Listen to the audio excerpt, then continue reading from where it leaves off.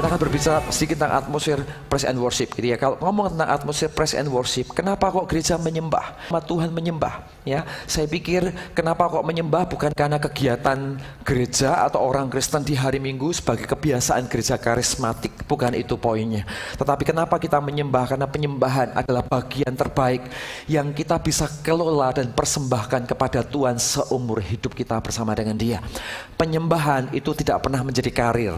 Kalau penyembahan menjadi karir, begitu potensi untuk menyembah berhenti, maka penyembahan pun akan berhenti. Sama seperti anggaplah seorang Ronaldo berhenti menggunakan kakinya untuk menendang bola, maka berhentilah dia menjadi pemain bola.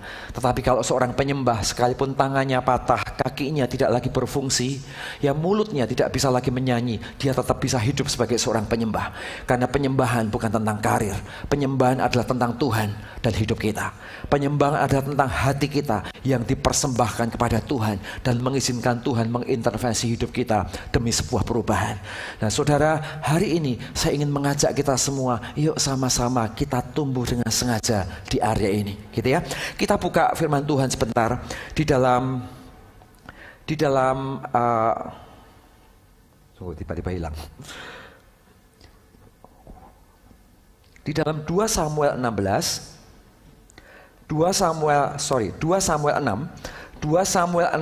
ayat 11 sampai 12. Tiap 3 bulan lamanya tabut Tuhan itu tinggal di rumah Obed-Edom, orang Gad itu. Dan Tuhan memberkati Obed-Edom dan seisi rumahnya.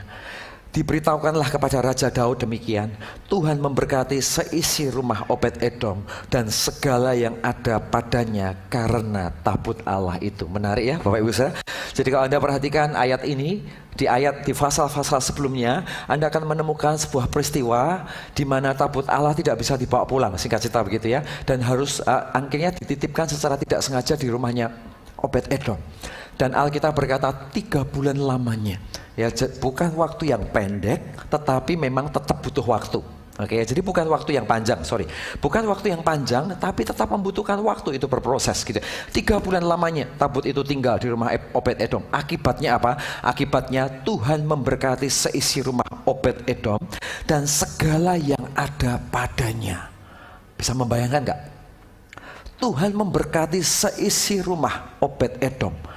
Dan bukan hanya seisi rumahnya, tetapi segala yang ada padanya. Tuhan memberkati Obed-Edom. Kenapa? Karena satu alasan, karena tabut Allah tinggal di rumah itu. Saudara, penyembahan berbicara tentang hadirat Tuhan. Tabut Allah berbicara tentang hadirat Tuhan. Jadi kalau kita ngomong tentang hadirat Tuhan, selalu pintu masuknya adalah penyembahan. Selalu pintu masuknya adalah kehidupan yang dipersembahkan kepada Kristus di dalam sebuah totalitas. Itu sama seperti kita mendatangi tabut Allah dan berkata, Tuhan, ini hidupku. Aku persembahkan semuanya di tangan Tuhan. Aku ingin Tuhan campur tangan dalam hidupku. Aku ingin Tuhan menjadi bagian dalam hidupku. Jadi kalau ngomong tentang penyembahan, penyembahan itu dimulai bukan dari kegiatan ritual keagamaan lebih dahulu. Tapi penyembahan itu dimulai dari sejak kita mengenal Tuhan sampai sejauh mana kita terus punya kesempatan mengenal Tuhan sampai di akhir hidup kita. Itu adalah penyembahan kita. Ya, setiap detak jantung yang kita punya, setiap langkah kaki yang kita punya, setiap kepercayaan demi kepercayaan yang Tuhan titipkan dalam hidup kita untuk kita selesaikan, setiap keputusan yang pilihan-pilihan keputusan yang kita ambil dalam hidup ini, setiap proses yang Tuhan izinkan terjadi dalam sebuah tantangan untuk kita lewati, semuanya adalah bagian dari penyembahan yang kita persembahkan kepada Tuhan. Dan di sana poinnya adalah bagaimana respon hati kita terhadap situasi demi situasi kehidupan yang menantang kita untuk hidup dari kebenaran satu kepada kebenaran berikutnya. Setiap kali kita masuk kepada pilihan kebenaran yang satu, kita masuk lagi pilihan kebenaran yang kedua, kita masuk lagi pada pilihan kebenaran yang ketiga, kita masuk lagi pilihan kebenaran berikutnya. Setiap kali kita melakukannya, itu adalah sacrifice kita untuk memilih yang benar di saat kita bisa memilih yang mudah, untuk memilih yang berkenan di saat kita bisa memilih cara yang paling gampang untuk kita mendapatkannya. Dan Anda memilih untuk tinggal dalam kebenaran, Anda memilih mempersembahkan hidupmu untuk lewat keputusan-keputusan yang benar di dalam hidup Anda. Dan itulah awal penyembahan yang sejati. Itulah awal penyembahan, itulah adalah penyembahan bagian perjalanan hidup kita yang dipersembahkan di bawah kaki Kristus. Jadi kalau ngomong penyembahan, mulai Mulainya dari mana? Mulainya dari hati kita bersama dengan semua perjalanan hidup kita. Itu adalah penyembahan dari dasar hidup kita, gitu ya. Secara dasar mulainya dari sana. Saya cerita sesuatu. Suatu ketika ada seorang pemuda namanya Yakub. Yakub ini adalah seorang pria yang sangat ambisius. Papahnya ditipu, kakaknya ditipu, kakaknya ditipu, mertuanya juga dikerjain. Anak mertuanya, maksudnya istrinya, dibawa lari tanpa pamit. Jadi Anda bisa membayangkan, Yakub adalah sosok yang sangat ambisius. Dia rela melakukan apapun, dia rela menghalalkan segala cara demi mencapai apa yang dia inginkan. Ya, hatinya penuh dengan ambisi, hatinya penuh dengan perasaan congkak, hatinya penuh dengan perasaan mampu, dan semua hal seolah-olah dia tidak membutuhkan Tuhan di hari-hari hidupnya. Sampai ada satu masa dari kehidupan Yakub, kalau Anda lihat ada satu fase di mana Yakub akhirnya memilih untuk pulang. Ya, Yakub akhirnya memilih untuk pulang untuk ketemu dengan Esau. Nah, yang luar biasa adalah ketika Yakub ketemu dengan Esau, Anda bisa membayangkanlah seorang buronan, anggaplah ya, kita analogikan. Bayangkan seorang penjahat, seorang buronan yang pergi jauh melarikan diri. Setelah itu dia mau kembali untuk menyerahkan diri. Oke? Anda bisa membayangkan perasaannya. Perasaannya penuh dengan perasaan bersalah, penuh dengan pertanyaan, kira-kira aku akan diterima atau tidak. Gimana nanti kalau kakaknya marah? Gimana kalau nanti nggak diterima? Gimana nanti kalau terjadi keributan? Gimana kalau nanti diajak perang? Gimana kalau nanti tidak berjalan sesuai dengan skenario? Gimana kalau aku ditolak?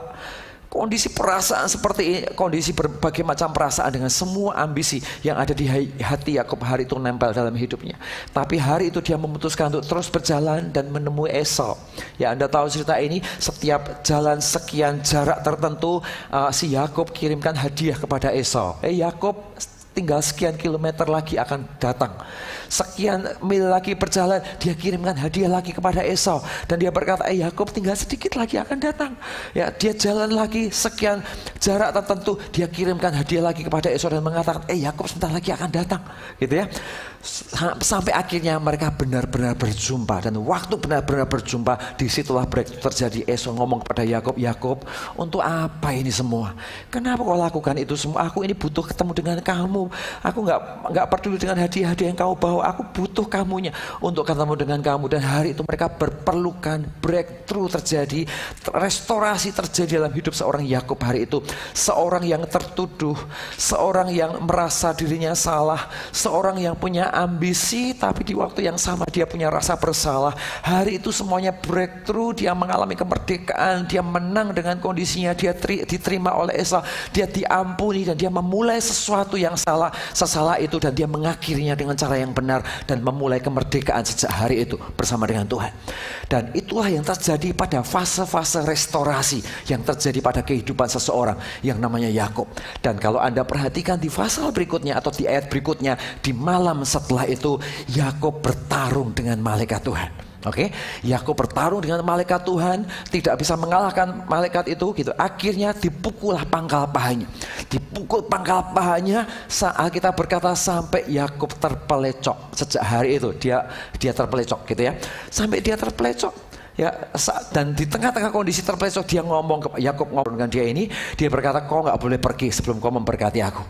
Kemudian dia tanya, kamu itu namamu siapa? Namaku adalah Yakub. Dan orang ini pribadi berkata, enggak, namamu mulai sekarang bukan lagi Yakub. Namamu mulai sekarang adalah Israel. Diberikan hari yang baru sejak hari itu. Namamu setelah ini adalah Israel. Dan setelah diberi nama Israel, Yakub diberkati di sana. Anda bisa lihat jarak peristiwa ini tidak jauh. Jarak peristiwa ini hanya selisih hari atau jam saja. Dari Yakub ketemu dengan Esau mengalami restorasi, sampai Yakub berganti nama dari seorang Yakub menjadi Israel. Sudah tahu apa yang terjadi? Itu adalah titik kehidupan, proses perjalanan seorang Yakub, di mana ada satu fase dalam hidupnya dia breakthrough dengan Tuhan. Dia breakthrough dengan Tuhan, dia menemukan titik breakthrough-nya. Dan sejak hari itu Tuhan berikan identitas baru kepada seseorang yang namanya Yakub. Dari seorang Yakub diganti nama menjadi seorang Israel dengan semua janji-janji Tuhan yang disiapkan di dalam hidupnya. Di sisi yang lain, Tuhan izinkan dipukul pangkal pahanya. Anda tahu, pangkal paha itu berbicara tentang, mohon maaf nih, tempat bersandarnya alat kelamin. Pangkal paha itu berbicara tentang sekitar perut. Pangkal paha itu berbicara tentang ambisi. Pangkal paha itu berbicara tentang nafsu. Pangkal paha itu berbicara tentang segala sesuatu untuk kepentingan, keakuan, ketinggi-hatian, kesombongan, dan keinginan-keinginan pribadi manusia. Itu berbicara tentang pangkal paha. Si hari itu Tuhan izinkan pangkal pahanya dipukul sampai terpecok untuk mengingatkan Yakub. Tuhan mau berkata kepada Yakub, Yakub, kamu diampuni, kamu direstorasi dengan Esau. Hari ini kamu breakthrough dalam penyembahan, kamu ngalami aku hari ini. Tapi ingat baik-baik, jangan pernah kembali ke sana. Karena dari semua perjalanan hidupmu dari awal, sejak kau keluar dari rumah Laban, sampai hari ini kau bisa berdamai dengan Esau. Yang kuingini cuma satu saja dari hidupmu, yaitu ketulusanmu, kejujuranmu, kekudusanmu, untuk datang kepada Tuhan tanpa motivasi apapun. Saudara, kalau ngomong tentang apa yang Yakub bisa lakukan dengan Tuhan, oh, Yakub ini adalah seorang yang talented. Dia adalah seorang pemimpin yang handal. Dia adalah seorang manajerial tim. Kalau dia adalah seorang pemimpin, dia adalah seorang pemimpin manajerial yang sangat hebat di zamannya. Dia bisa mengelola bisnis dengan begitu luar biasa. Dia bisa mengelola para budaknya dengan begitu luar biasa. Dia bisa mengelola keluarganya dengan begitu luar biasa, gitu ya. Dia kelola semuanya. Bahkan Alkitab berkata, dulu waktu aku keluar di tempat Laban, aku cuma bawa tongkat ini bersama keluargaku. Tapi hari ini aku telah menjadi 2 pasukan, kata Kejadian 32. Tapi hari ini aku telah menjadi 2 pasukan. Jadi Yakub adalah sosok pribadi yang sangat bertalenta. Yakub adalah sosok pribadi yang dimana dia itu adalah orang yang bisa melakukan apa saja. Bahkan dia berpikir dia bisa melakukan apa saja tanpa Tuhan. Tapi sampai satu titik, ketika hubungannya dengan Esau direstorasi, dan Tuhan izinkan terjadi pergulatan malam itu, pangkal pahanya dipukul hari itu.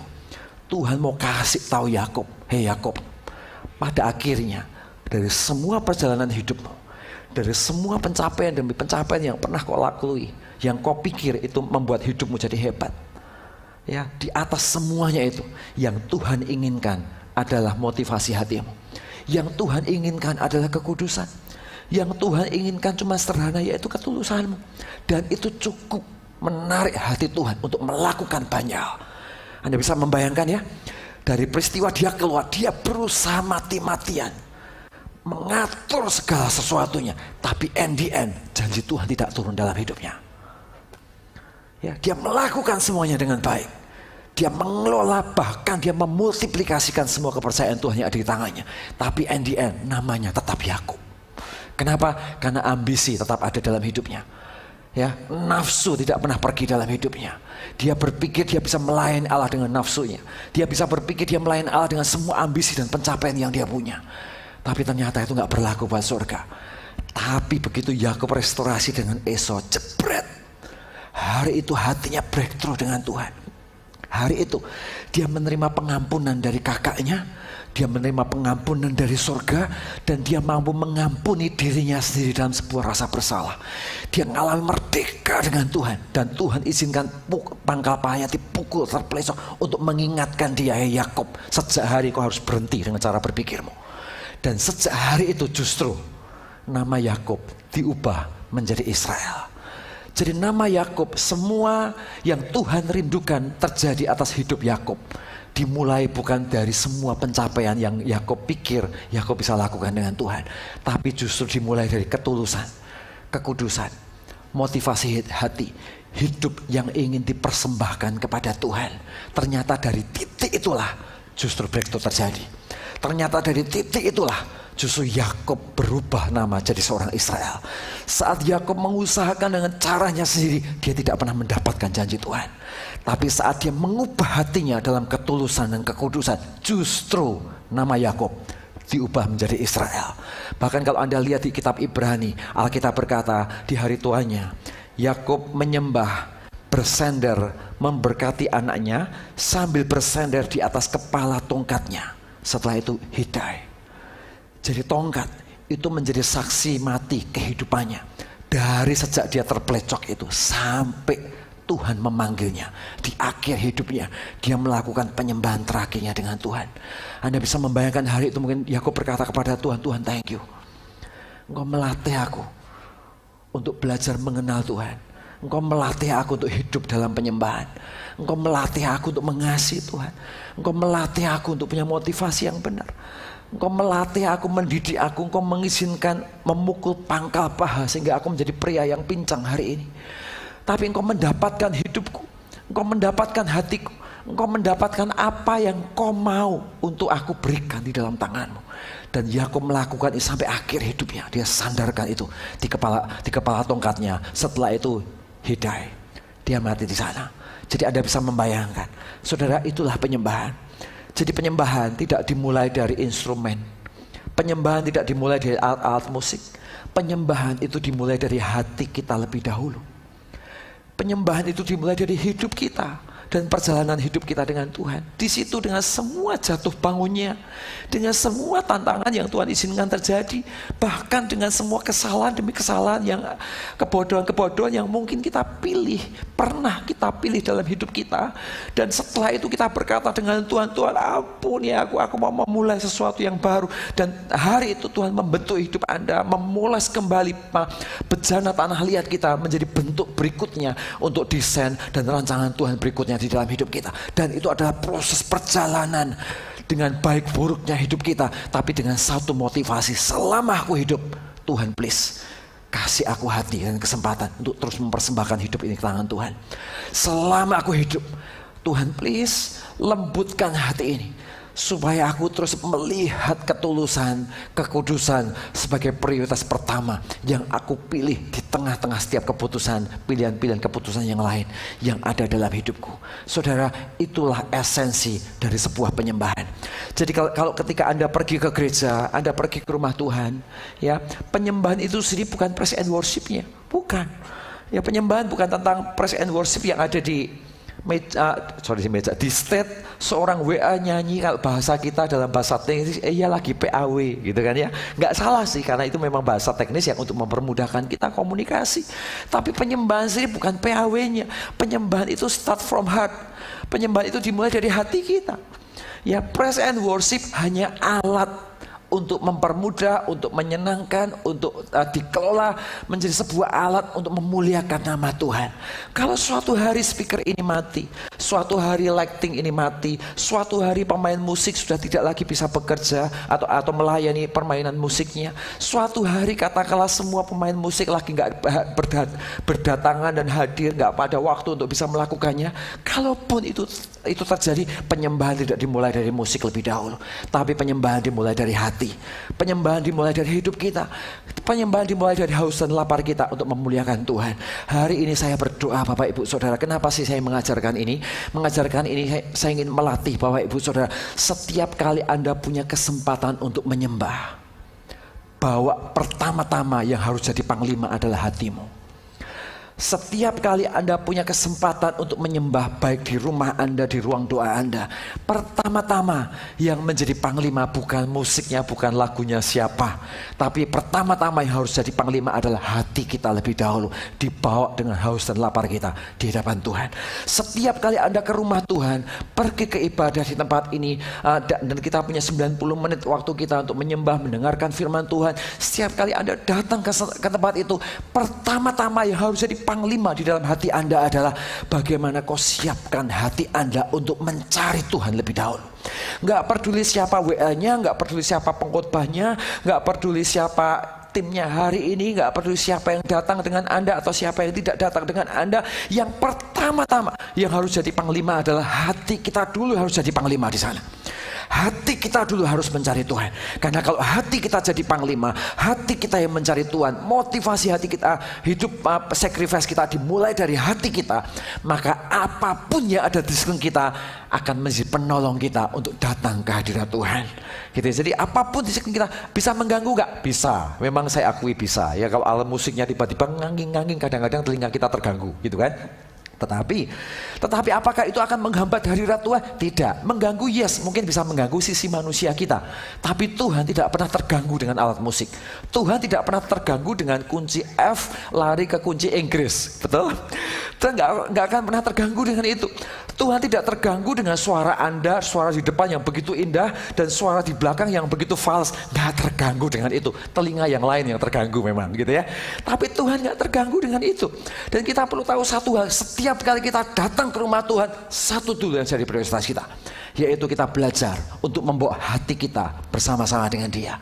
Jadi hari ini, ayo biasakan Bapak Ibu Saudara, latih hati kita supaya kita menyala-nyala waktu kita datang ke gereja.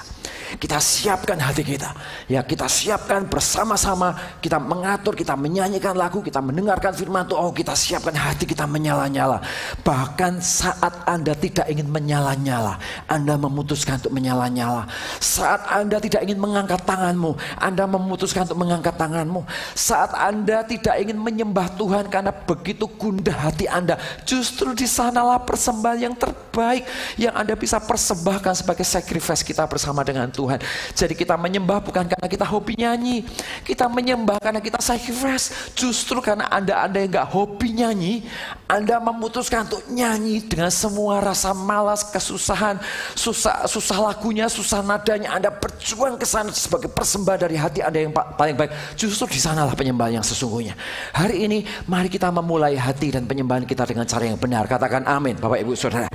Nah, saya ingin lanjutkan. Meskipun penyembahan itu dimulai dari hati, dari hidup kita, tapi seseorang yang mempersembahkan penyembahan dari hati dan kesungguhan hatinya, maka dia pasti punya dampak dalam bentuk ekspresi. Saya menangkap sesuatu ya. Beberapa bulan yang lalu saya menasihat kepada Anda. Bayangin ketika Anda lagi berdiri di pinggir jalan, tiba-tiba Anda melihat anak tetangga Anda lagi nyebrang sembarangan. Di waktu yang berbeda, ada bis dengan kecepatan tinggi lagi menuju dan mau menabrak anak itu. Ada dua pilihan. Anda akan berkata, ya sih, hatiku lari ke sana, tapi tubuhku tetap di pinggir jalan. Ya, atau Anda berkata, hatiku ingin tolong dia, dan dengan spontan Anda berekspresi. Ekspresinya apa? Lari ke anak itu, tangkap dia, bawa ke pinggir supaya dia nggak ketabrak bis. Nangkap sesuatu ya. Kalau dia sungguh-sungguh dari hati untuk menolong, tentunya dia nggak akan ngomong, oh aku mau nolong kok, cuman tubuhku di pinggir jalan, hatiku aja yang di tengah jalan. Ketabrak mati beneran, saudara. Betul? Tentunya kita nggak lakukan itu. Kalau kita sungguh-sungguh dari hati kita dan kita ingin menolong, muncul ekspresinya, bukan? Ekspresinya apa? Dengan cepat lari, tangkap anak itu, taruh di pinggir jalan supaya dia nggak ketabrak bis. Betul? Demikian juga konsep tentang penyembahan. Penyembahan dimulai dari hati kita, penyembahan dimulai dari hidup kita, penyembahan dimulai dari persembahan motivasi kita yang terbaik yang kita bisa lakukan bersama dengan Tuhan. Tapi sekalipun persembahan dimulai dari hati kita, kalau hati kita didesain dengan sungguh hati, kalau kita ingin memposisikan hati kita ingin menyembah bahkan saat kita tidak ingin menyembah, dan kita mengelola dengan sengaja sebagai sacrifice dan mengizinkan Tuhan membentuk hidup kita lewat sebuah penyembahan, maka yang muncul adalah ekspresi. Katakan bersama saya, ekspresi. Yang muncul adalah ekspresi. Jadi hari ini saya ingin mengejar Tuhan. Maka siapkan hati Anda menjadi panglima untuk berjumpa dengan Tuhan.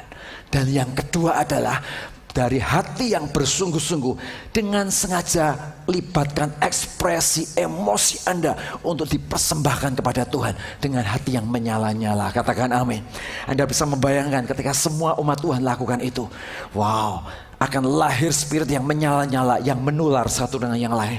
Akan lahir spirit yang menyala-nyala, yang mendatangkan hadirat Tuhan, di mana kita bisa bekerja sama sebagai satu gereja lokal untuk bisa melihat bagaimana tangan Tuhan bergerak di dalam sebuah satu kesatuan untuk bergerak bersama-sama di dalam sebuah gereja lokal.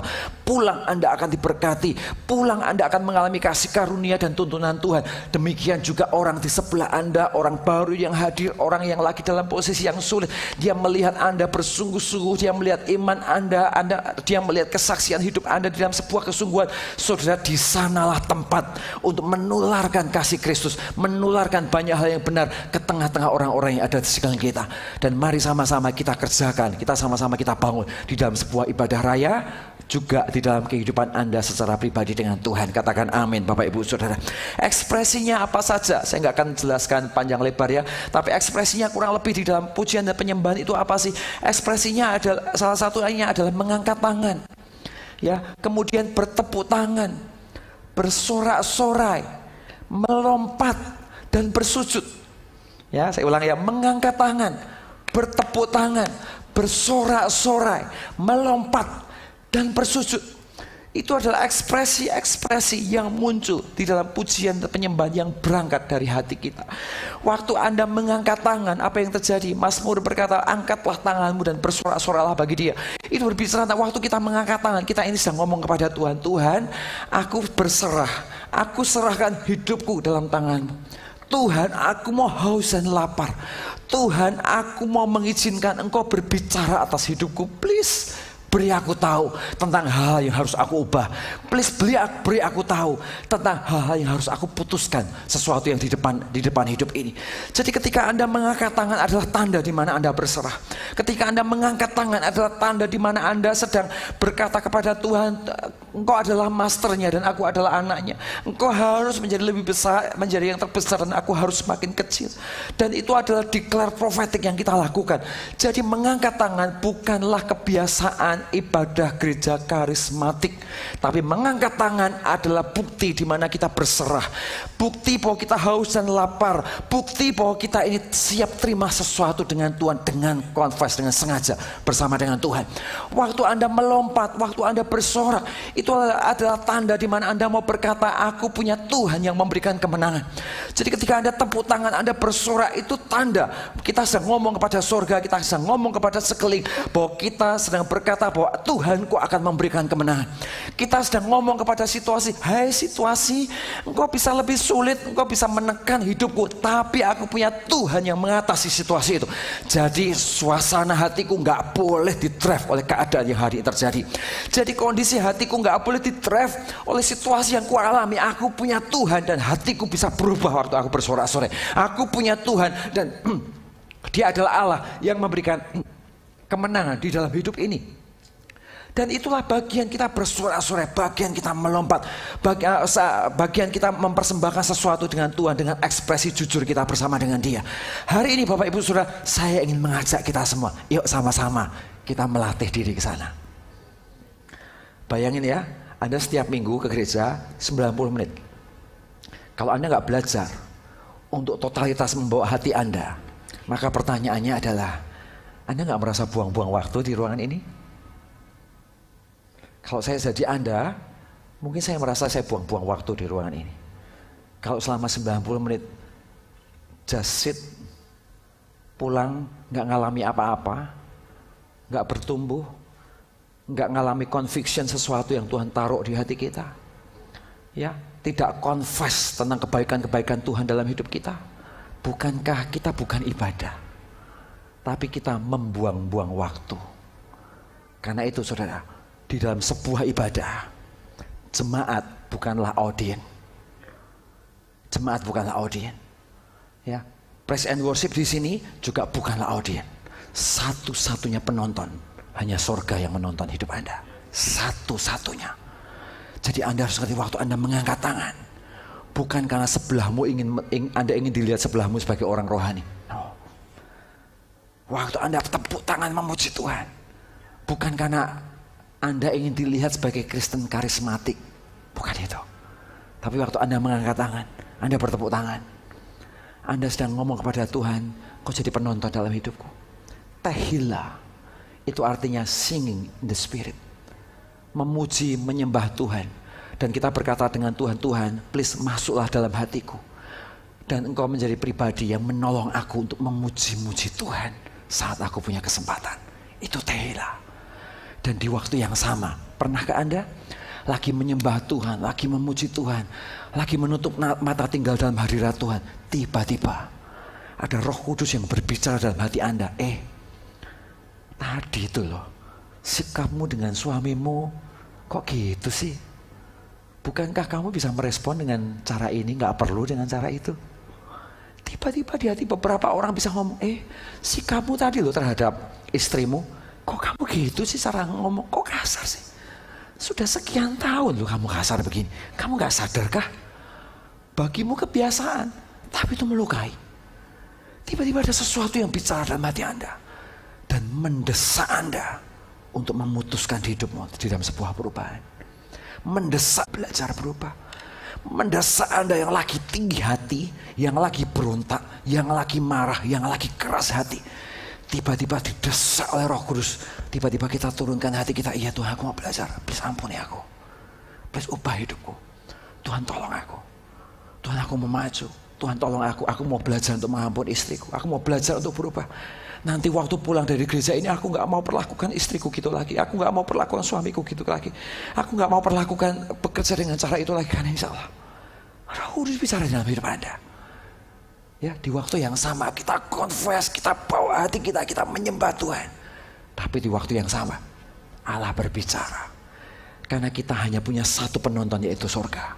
Dia berbicara dalam hidup kita, mengerjakan karakter Anda, memberikan tuntunan, mengelola keputusan-keputusan, mengokohkan keputusan-keputusan yang benar dalam hidup Anda, meneguhkan persimpangan-persimpangan yang tidak jelas. Tiba-tiba mata kita clear, enggak harus ke sini, bukan ke sono.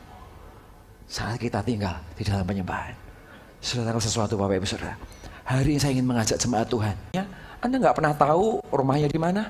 Anda nggak pernah tahu apa nilai value di tengah-tengah keluarganya? Kok nggak pernah tahu? Tapi begitu Anda membuat pertemuan kedua, pertemuan ketiga, pertemuan keempat, pertemuan kelima, dan seterusnya, lama-lama Anda akan tahu, oh dia kesukaannya ini, hobinya ini, value keluarganya begini, oh dia begini, begitu dan sebagainya. Dan ternyata value itu semakin kita dalam, sebuah hati semakin dia memperkenalkan pribadinya. Nih loh aku tuh begini, nih loh sifatku tuh begini, nih loh kau bisa jadi begini. Nih loh panggilan hidupmu seperti ini. Kau bisa dibawa Tuhan ke titik ini. Karena dia Allah yang hidup. Hari ini mari kita tumbuh di area ini dengan sengaja. Yang setuju dengan saya katakan yes.